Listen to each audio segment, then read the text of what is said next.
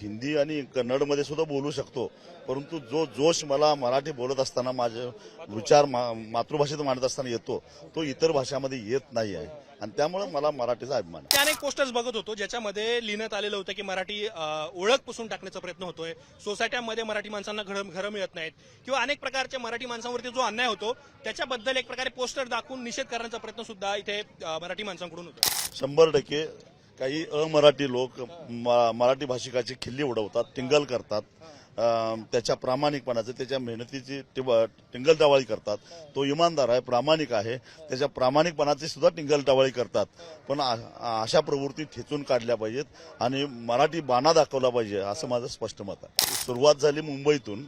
मुंबईमध्ये रोजगार मिळतो म्हणून अनेक जण पोट भरायला इथं आले आणि पोट भरता भरता आमच्याच मानगुटीवर येऊन बसले आणि त्याच्या संदर्भात मराठी माणसाचा मुद्दा घेऊन इथं राजकारण भरपूर झालं, परंतु मराठी माणसासाठी जे व्हायला पाहिजे ते झालं नाही आणि त्यामुळं आजची ही स्थिती दिसते. आता उर्वरित महाराष्ट्रातल्या लोकांनी पुढे येऊन मुंबईतली मराठी टिकवली पाहिजे असं आमचं मत आहे. शिकूया AI ची क्रांती. चला करूया MSCIT. आजच नजीकच्या MSCIT केंद्रात आपला प्रवेश निश्चित करा.